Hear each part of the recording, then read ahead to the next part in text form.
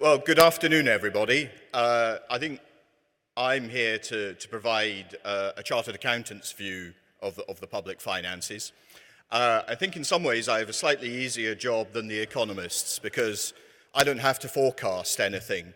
I really need to look at the consequences of transactions and their effect on what might happen in the future. I'm going to look at two things. I'm going to look at the liabilities in the whole of government accounts, which I think particularly include some costs not captured within the public sector net borrowing figure of the fiscal deficit, which show total liabilities that are much greater than just the PSND figure, some very large pension obligations, and some other liabilities that are growing and I think should be a concern for policymakers. I'm also going to look at debt. As everybody in this room will be aware, we have a very significant and growing national debt, but we also have a significant need to raise further funds, both as refinancing and to fund fresh spending, as we're still running a deficit.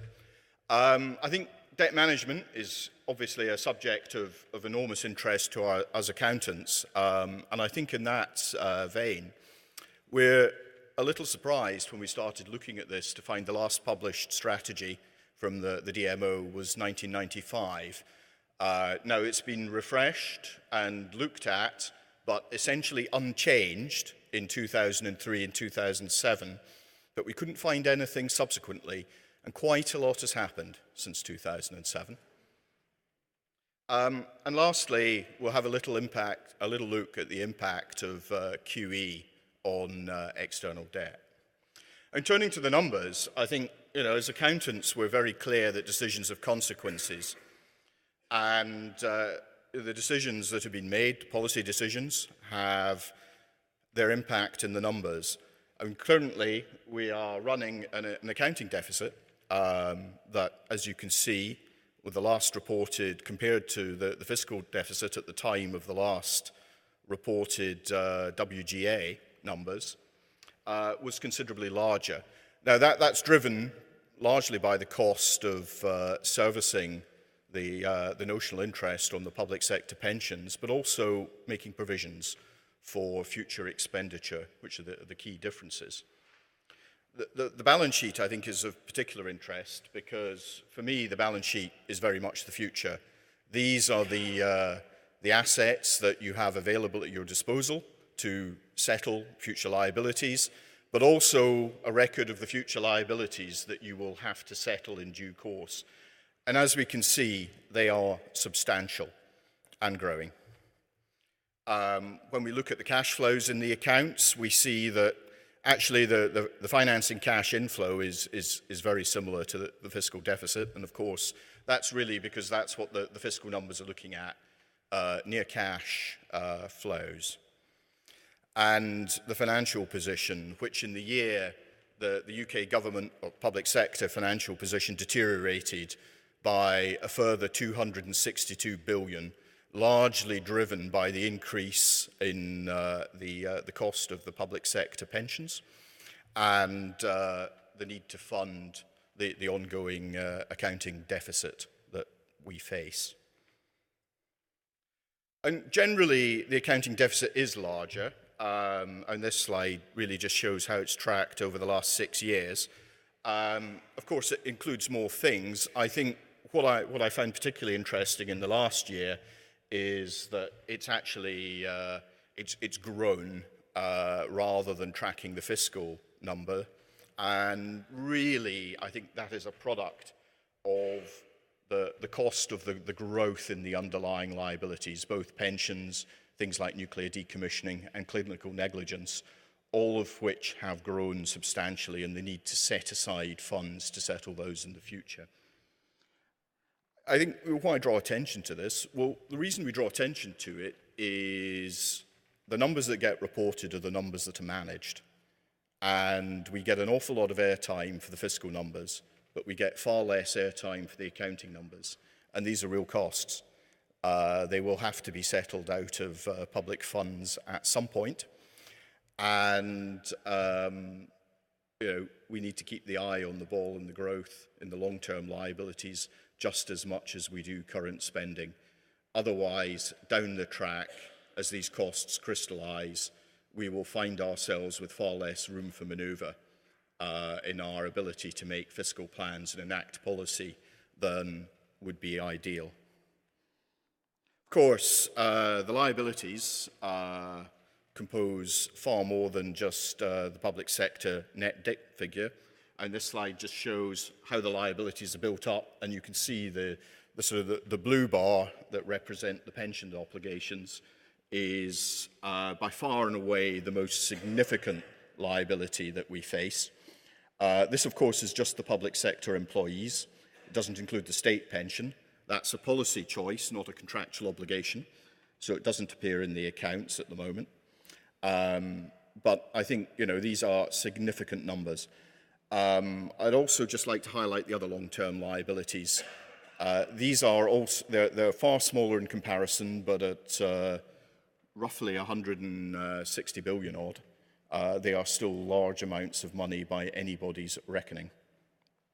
It just gives a little bit of a breakdown showing that actually over time that these are growing much in line and in fact probably in excess of the financial liabilities. I think when you look at it over time, I'm struck enormously by our current level of public indebtedness, which probably other than the aftermath of a major war has never been so high. And when you look at the picture provided by the whole of government accounts for the total liabilities, including the pensions, the other things I was talking about, you can see that actually the liability figure is substantially greater, possibly not quite so great as a proportion of GDP as the aftermath of the Second World War, though I think we do face the issue that as a consequence of demographics, that our pension liabilities are still growing and they are not on a downward track yet. And we've talked a lot about demographics already today, but this is going to be one of the pressing policy challenges of our generation, I think. Just a little bit to show that the pension obligations and how they're moving. What I want to draw out here is the fact that the orange bar, which is the most significant component of it, is the bit that's driven by people living longer. So there is a real underlying impact of demography here, and it is not simply down to low discount rates or other actuarial matters. I think by comparison, when you look at the investments that we have, because of course most local authority pensions are funded, as opposed to central government pensions, which are generally unfunded, investment growth over the last 5-6 years has actually kept pace with the growth in the liabilities. So for those pension liabilities that are funded, we've actually got a far better position. Now, I'm not about to tell the government to start funding the main civil service schemes, the armed forces schemes and the NHS. That would be an enormous drain on the public finances. But it's interesting to see that if different policy choices had been made a generation ago, we might be in a different place. If only they'd had the whole of government accounts. I don't want to particularly dwell on these other long-term liabilities, but I would like to point out that over the last 5 years, we have seen really significant growth in these, and particularly an area of concern to me is the growth in the clinical negligence liability. In some ways, that's a good thing because we've gone from making immediately upfront settlements to pay out clinical negligence to paying on the basis of need over time, which is a good policy choice, but nevertheless, this number is significant and is growing, and I think would benefit from closer management by certainly the Treasury. Nuclear decommissioning, again, the impact of a decision made largely in the 1970s and early 1980s to keep the lights on, no matter what the cost. And there it is, there is the cost.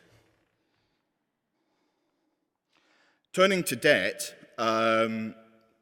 we are funding a deficit, and just looking at the public sector net debt, excluding banks figure, you can see the profile of the national debt as it increases over time.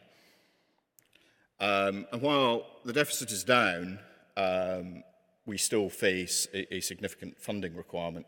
And this slide shows just over time how some of the funding needs have worked.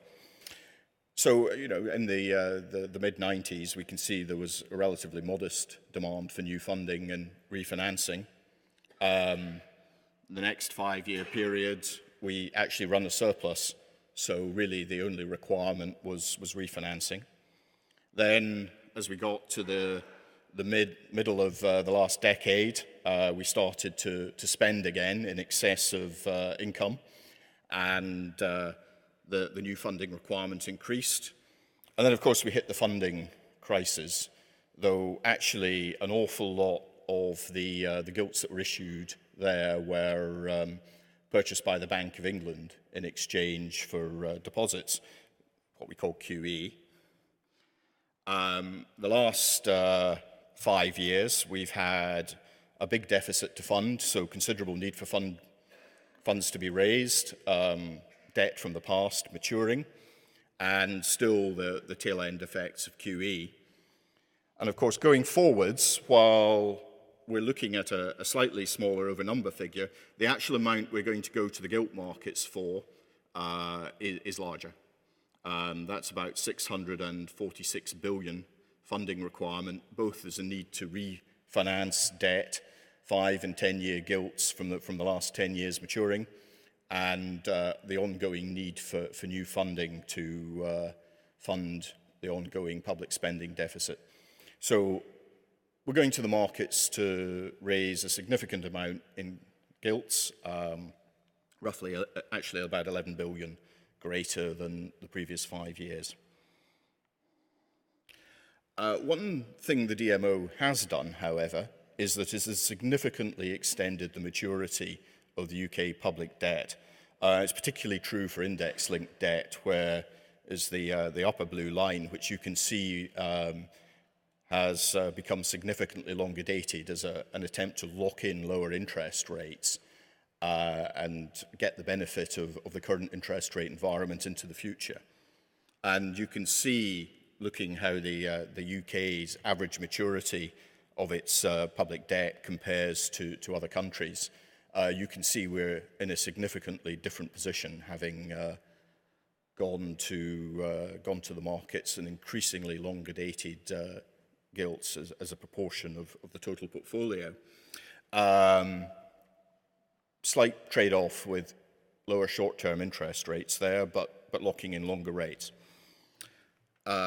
Though what is interesting is when one looks at the interest rate profile, if one looks at the Debt Management Office perspective, you can see that we've got a significant proportion of RPI-linked funding, relatively small amount of variable, and a large amount of long-dated fixed-rate gilts. Though when one then takes a consolidated view of government, as we do in the accounts, and one brings in the Bank of England, so we get an overall public sector perspective, we can actually start to see the impact of QE on our overall interest rate exposure in government. It's essentially with the Bank of England exchanging deposits for fixed interest gilts has significantly changed our exposure there. We've now gone to 22% variable interest rate exposure to about 41% variable interest rate exposure. And I think, in terms of where we are as an economy, we've absolutely had the benefit in the last few years of QE through the Bank of England taking on deposits at close to base rate.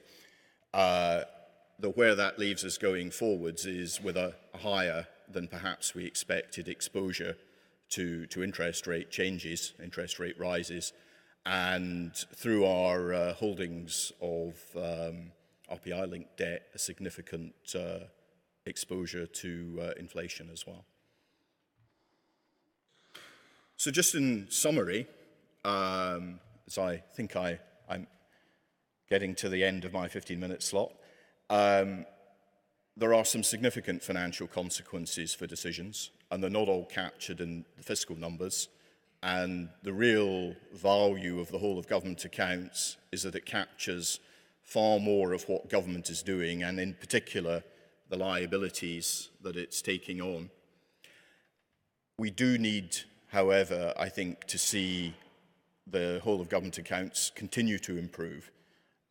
We need to see it published earlier, so it's actually of greater utility to policymakers, and we need to see the quality of narrative reporting in them improve as well, to come up to the standards that we would expect of major corporates. Debt, I think, we're in an interesting position. We're going to the markets for possibly the greatest sum we've ever raised from the gilt markets over the next 5 years at a time of almost unprecedented economic uncertainty. And I think in the light of that, it's definitely time for a clear and well-articulated strategy to be produced, so we give the markets the confidence they need, and we ensure that we've got a positive credit view and demand for UK gilts going forwards. That said, the DMO has done well, made good progress in extending maturities, but the impact of QE has to some extent offset that. I'll stop there as I've exceeded my time, but thank you very much, and look forward to some questions.